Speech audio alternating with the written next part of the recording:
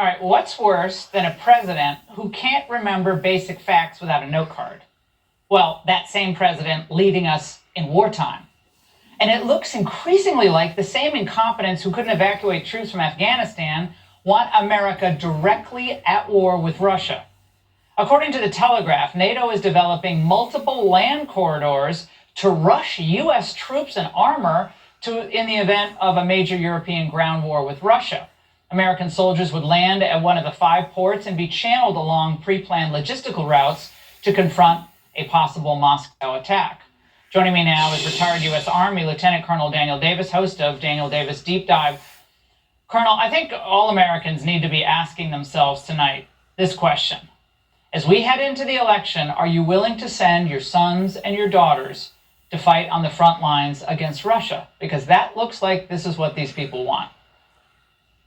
It does. It mystifies me why anyone would even be thinking about, even taking any action that in any way would move us closer to that. And yet you see it happening on almost a daily basis right now. And look, I don't know if you've been aware, but just hours ago, Vladimir Putin came on and said, listen, you're using American weapons to funnel through Ukraine to attack our soil.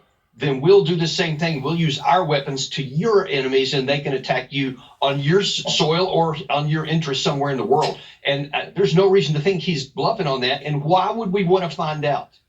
And I think we have the video. I want to play this comment from Anthony Blinken. Now, he made this comment about 5 days ago, and it began trickling out in the New York Times about U.S. weapons being used to bomb inside Russia. This is a change in U.S. policy. Watch. Over the past few weeks, Ukraine came to us and asked for the authorization to use weapons that we're providing to defend against this aggression, including against Russian forces that are massing on the Russian side of the border and then attacking into Ukraine. That went right to the president. And as you've heard, he's approved the use of our weapons for that purpose. Oh, yeah. First of all, what, did Biden sign that with a purple crayon? I mean, come on. First of all, Biden doesn't know what he's doing. Second of all, how big of a uptick in U.S. Response to Russia is that for people watching tonight? Or I cannot tell you what a horrible idea this is. There is no upside, and there is potentially huge downside for the United States. But let me tell you what's been happening there. The Ukraine side has been using their weapons to attack on the Russian side for the better part of 2 years. They've been doing this long time, even deep into Russia. Russia's at war with Ukraine. That's kind of how war works. What isn't the same is if it's American weapons, especially if it's enabled by American capability, intelligence, or even personnel in some of these sophisticated cases striking in Russia. That's different.